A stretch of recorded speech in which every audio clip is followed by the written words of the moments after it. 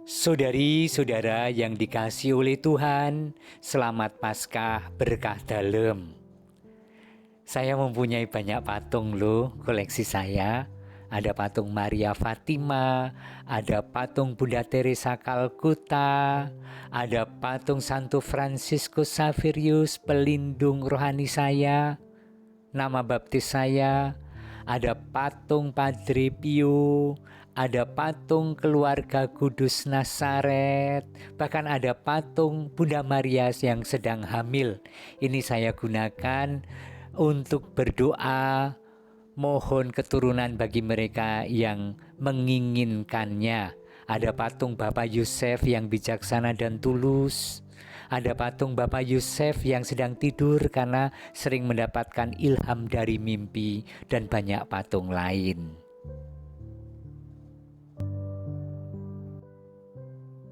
Saudari-saudara yang terkasih, Anda tahu bahwa saya mempunyai banyak koleksi patung suci. Apakah saya menyembah patung? Atau bahkan banyak orang bertanya atau menyatakan atau menuduh orang Katolik itu menyembah patung. Apakah dengan pertanyaan itu saya tersinggung karena saya orang Katolik, bahkan saya imam? Tidak sama sekali. Kenapa?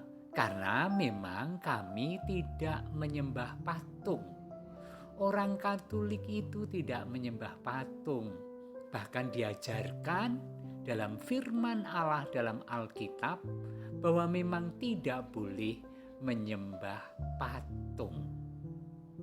Maka pertanyaannya kemudian, mengapa orang Katolik berdoa di hadapan patung?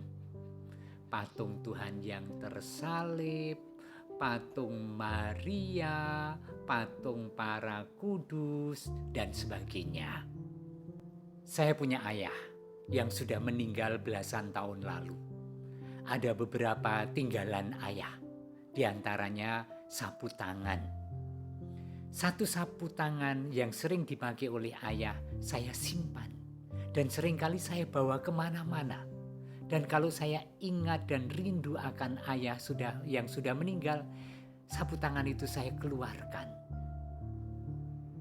Dan ketika orang ingin meminjamnya atau bahkan menukarnya dengan selusin sapu tangan baru, pasti saya tolak karena sapu tangan itu punya kenangan. Tetapi sapu tangan itu tinggalan ayah. Saya mencintai dan respek hormat pada ayah saya, sehingga sapu tangan itu menjadi sangat berharga karena ada sesuatu yang istimewa di balik sapu tangan itu. Itulah kira-kira cara memahami patung. Atau sangat simpel juga. Kalau saya pergi ke luar negeri, saya selalu membawa bendera negara. Nah, bagi orang lain itu tidak berharga sama sekali, hanya kain merah dan putih. Tetapi kalau orang mengambil itu dari tas saya dan kemudian merobeknya atau membakarnya, saya akan marah, saya kecewa dan saya tersinggung. Kenapa? Karena di balik itu adalah hormat, bakti, dan cinta saya pada negeri ini. Saudari-saudara, umat Katolik mendasarkan hidup dan iman pada firman Allah. Dan kami semua tahu bahwa begitu banyak firman dari Alkitab yang menyatakan larangan untuk menyembah berhala, menyembah patung-patung. Sebut saja salah satu kutipan dari kitab Keluaran demikian. Keluaran bab 20 ayat 4. Jangan membuat bagimu patung yang menyerupai apapun yang ada di langit di atas, atau yang ada di bumi di bawah, atau yang ada di dalam air di bawah bumi. Bagi kami jelas, seperti Anda juga jelas melihat ini. Tidak perlu penafsiran, kecuali bahwa ayat ini dikatakan pada kecenderungan orang yang membuat patung untuk disembah sebagai Allah, sebagai berhala. Sementara patung yang kita beli, patung yang kita bikin, kita beli bukan untuk disembah. Itu jelas. Maka kami tidak merasa keliru bahwa kami membeli patung, kami meletakkan di tempat yang layak, karena ada di balik patung itu seseorang, sosok yang sangat kita hormati. Ini patung Santo Fransiskus Xaverius. Saya beli di Loyola di Spanyol. Bagus sekali, saya senang.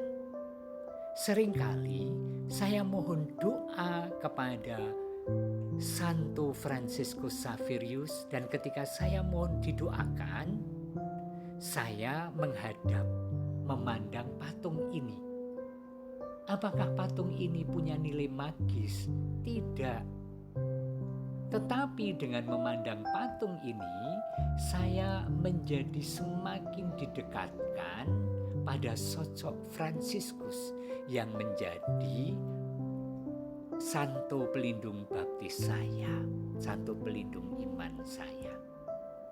Tetapi ini tetap patung biasa. Demikian juga misalnya patung Maria. Apakah ini patung punya daya magis? Tidak. Saya ingin meletakkan, karena saya hormat pada Bunda Maria, maka meletakkan patung di tempat yang layak. Dan saya seringkali berdoa kepada Bunda Maria, bukan kepada patung. Tetapi saya memandang sosok dalam patung ini. Sangat simpel, sangat jelas. Maka kalau orang mengatakan orang Katolik menyembah patung, senyum saja. Tidak menyinggung sama sekali. Malah mesaki, malah kasihan. Kok orang tidak sampai pada pemahaman yang sesederhana itu, dengan tetap bertanya, dengan tetap mengatakan kamu menyembah patung. Sama sekali tidak.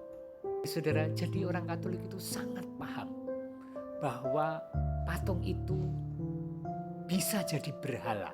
Tetapi hampir setiap pribadi Katolik sadar bahwa tidak sedang menyembah patung, kecuali sosok istimewa di balik patung itu.